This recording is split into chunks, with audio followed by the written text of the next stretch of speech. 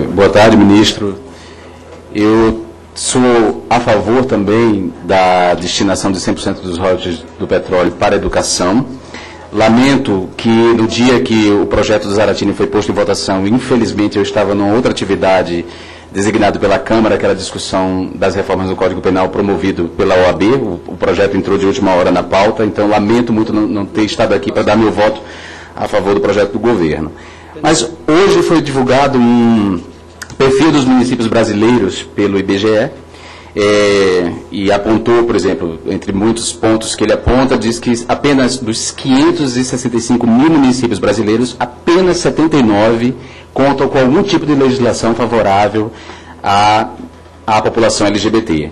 E apenas 400 municípios contam com alguma política pública para essa população, incluindo aí política de educação. Desculpe ter que tratar desse tema, mas se eu não tocar nele, ele fica invisível aqui. Então, como nenhum deputado vai tocar nesse tema, eu sei que não vai tocar, eu toco nele. Eu queria ler só um trecho aqui da publicação. Dos 6 temas considerados pelo IBGE para analisar as políticas de educação inclusiva no país, o que diz respeito à manutenção de homossexuais nas escolas está presente em apenas 8,4% dos municípios. Apesar da visibilidade gerada pela polêmica recente envolvendo o kit anti-homofobia, Vossa Excelência sabe disso muito bem, São Paulo, a eleição em São Paulo foi pautada por essa polêmica, o tema ainda é negligenciado em muitas cidades pelo Brasil, conforme observa a pesquisa do IBGE. Questões como a instalação de recursos multifuncionais e acessibilidade são predominantes. O debate nunca antes tão aquecido é pautado por questões relativas à visibilidade, orgulho, respeito, direitos civis e cidadania na escola, acompanhado do atendimento de novas demandas. Então eu pergunto, primeiro, eu sou a favor da destinação dos royalties do 100% para a educação, mas é preciso saber que educação nós queremos financiar com esse dinheiro. E a pergunta em caso de aprovação dessa destinação ou não, que tipo de articulação o Ministério vem fazendo com os demais entes federados, no sentido de garantir, no âmbito do município sobretudo, onde acontece a educação básica, uma educação de qualidade, inclusiva e para a diversidade, de fato, que contempla essas questões, porque isso é por demais alarmante, considerando o total de municípios e a quantidade de municípios que contam com essas políticas. Só isso. Muito obrigado, senhor presidente. Obrigado, deputado. Eu quero passar a palavra, então, para as considerações finais do ministro Mercadante.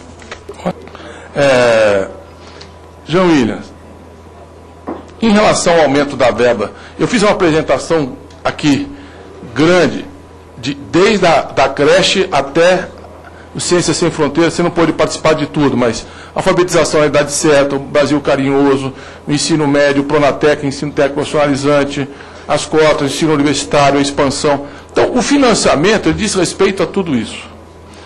De fato, nós temos que pensar um pouco a diversidade cultural e a tolerância, a convivência com a diferença, a cultura de paz, como valores fundamentais na educação. Vou te dar o exemplo de ontem. Ontem eu vi uma escola no Amazonas, estava fazendo um evento que era para discutir a cultura africana. E o romance Macunaíma, e discutir a contribuição da cultura africana. E teve uma manifestação de alguns alunos contra a pauta da escola. Eu me perguntei, estava até conversando com o Tiago de manhã, que é meu assessor para todos esses temas. É um daqueles 2% que fizeram o curso superior dos negros no Brasil. Aí eu falei, Tiago, e é isso aqui? Ele falou, engraçado, né? O Martin Luther King era um pastor negro, que lutava pela tolerância, que valorizava a sua raiz, sua cultura, e que teve um papel extraordinário na história, uma liderança fantástica, e mobilizou milhões nos Estados Unidos. E eu conheço outros aqui. A Benedita da Silva, por exemplo, deputada com vocês, é evangélica e negra. E tem uma história, eu já vi ela na África, inclusive, a relação que ela tem com a cultura africana, e tem uma cultura evangélica. Por que essa discriminação? Nós somos um país que a nossa riqueza está na pluralidade, está exatamente nessa diversidade, nessa riqueza de diferenças que faz a nossa característica. Nós somos um país, você pega em São Paulo, nós somos a segunda maior concentração de japonês no planeta, está no Brasil. De alemão está no Brasil. De sueco está no Brasil. Então E agora tem uma nova imigração. Até reclamaram que foi um tema da redação do Enem, mas é um tema fantástico, porque tem uma nova imigração chegando. Só na capital, em São Paulo, chegaram 6 mil portugueses agora. 6 mil.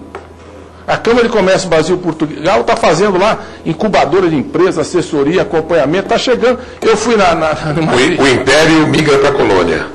Inverteu, o fluxo, nós somos, voltou, como foi há muitas décadas atrás, nós estamos com estabilidade, com paz, com crescimento. O Brasil atrai pela sua cultura, pela sua tolerância, por essas formas de ser. E eu vi, por exemplo, um dado impressionante. Eu fui em Madrid, na Casa do Brasil de Madrid, que já tem 50 anos, nós damos aula de português lá para espanhóis. Tinha uma média de 200, 250 estudantes. Hoje tem em torno de 2.000, 2.500, não tem mais como atender, só de jovens estudando português que querem vir para o Brasil. A Espanha, 54% dos jovens estão desempregados. E tem uma boa formação. Eu vi lá, fui visitar os alunos do ProUni lá, e nós temos lá uma experiência do ProUni em Salamanca, eles começam a derivar e integrar no ensino médio, na matemática. Já faz derivada integral. Então eles têm uma excelente formação e querem vir para o Brasil. Então esse movimento de cultura, essa pluralidade, essa riqueza, essa cultura de 1000 povos que nós somos, é o que nós somos. Não, eu concordo. Por isso eu estou dizendo, o debate está acontecendo. O debate está acontecendo. E você tem razão no segundo tema. Nós temos em torno de 8 mil casos de discriminação por opção sexual na escola. De bullying, nós temos casos, inclusive, de suicídio, nós temos casos de crianças que são agredidas porque não conseguem lidar com a sua situação, ou porque a escola não lida com essa situação. Não é um tema simples, não é um tema fácil. E eu acho que vocês aqui na Câmara poderiam, de fato, ajudar a gente a construir um caminho correto, equilibrado, sólido para tratar dessa agenda. Porque se eu acreditasse que a última iniciativa que o MEC fez ajudaria, seguramente eu estaria impulsionando. Mas, longe de ajudar, acirrou posições, gerou um tensionamento muito grande e não contribuiu para a gente construir uma política adequada. O que é que nós estamos fazendo? Nós chamamos o Conselho Nacional de Psicologia, as 20 entidades nacionais, para fazer uma ampla pesquisa, tudo que diga respeito a violência, preconceito e pensar políticas de tolerância, de convivência com a diferença, de respeito ao outro, em toda essa agenda complexa que está na escola. Nós estamos com um problema de droga na escola hoje, inclusive de crack, começa ali. Nós estamos com um problema de violência na escola. Nós estamos com um problema em alguns lugares, por exemplo, de áreas críticas, de crime organizado dentro da escola. Nós temos todo tipo de problema. O professor, você imagina ter que dar a disciplina, o currículo e lidar com essas situações sem o apoio necessário, sem o amparo psicológico e institucional. Então, a Secretaria Nacional de Direitos Humanos vem fazendo um esforço muito grande com os conselhos tutelares e mobilizando essa agenda. Nós estamos estamos começando essa pesquisa no Brasil inteiro, dialogando com os pais, com os gestores, com os professores, com os estudantes. Eu falei aqui, por exemplo, da gravidez precoce. 320 mil meninas por ano. Então, tem temas que nós precisamos trabalhar com cuidado, com responsabilidade, com respeito, mas sempre numa cultura de paz e respeito à diversidade. E você tem sido uma voz bastante atuante nessa agenda. Como você diz, é uma agenda que está presente na sociedade, mas que é muito difícil de tratar no âmbito da política. E é importante que a gente consiga estabelecer um diálogo, porque aqui na Câmara está faltando diálogo. Nós temos visto muito mais enfrentamento aqui do que propriamente uma interlocução que ajude a formular uma política pública. A gente não consegue se entender aqui. São pessoas já maduras, vividas, seja por convicções religiosas ou opções ideológicas. Imagine o que nós estamos passando para a escola do ponto de vista desses valores. Eu só queria deixar claro rapidinho isso. É muito importante, eu acho, eu estou aqui, talvez quem sabe da Comissão da Educação pudesse abrir esse debate aqui. A questão nós vamos ter uma audiência pública que vai ser da coordenada por tolerância ele. religiosa. A gente vai fazer essa e a gente trabalhar essa questão na linha de construir aí um entendimento Sim. que realmente seja respeitoso e que a gente encontre uma solução para a escola. Eu só quero que o Ministério entenda que não pode dissociar uma coisa da outra. Quer dizer, essa cultura de violência que Vossa Excelência acabou de descrever, que não é novidade para ninguém, não está dissociado, por exemplo, da atitude deliberada de algumas escolas de banir o ensino, por exemplo, do darwinismo em favor do criacionismo. Não está dissociado da dificuldade das escolas de implementar o ensino de cultura africana, quer dizer, toda a contribuição do povo africano para a cultura brasileira e para a identidade nacional.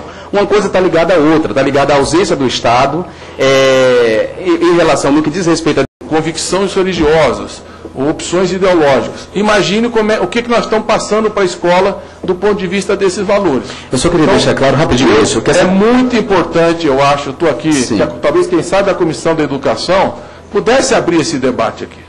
A questão nós vamos ter uma audiência pública que vai ser coordenada por tolerância ele. religiosa. A gente vai fazer essa e a audiência gente pública. trabalhar essa questão na linha de construir aí um entendimento que realmente seja respeitoso e que a gente encontre uma solução para a escola. Eu só quero que o Ministério entenda que não pode dissociar uma coisa da outra. Quer dizer, essa cultura de violência que Vossa Excelência acabou de descrever, que não é novidade para ninguém, não está dissociado, por exemplo, da atitude deliberada de algumas escolas de banir o ensino, por exemplo, do darwinismo em favor do criacionismo. Não está dissociado da dificuldade das escolas de implementar o ensino de cultura africana, quer dizer, toda a contribuição do povo africano para a cultura brasileira e para a identidade nacional. Uma coisa está ligada à outra, está ligada à ausência do Estado em relação no que diz respeito à educação de qualidade. Claro que eu não estou ocupando aí o governo do PT, muito pelo contrário, houve um avanço muito grande desde que o PT chegou ao poder, houve um avanço muito grande, mas houve uma ausência muito grande, na verdade, do Estado, e essa ausência foi ocupada por setores da sociedade que promovem exatamente a intolerância. Então, uma coisa não pode ser dissociada da outra, quer dizer, implementar um currículo de qualidade implica enfrentar também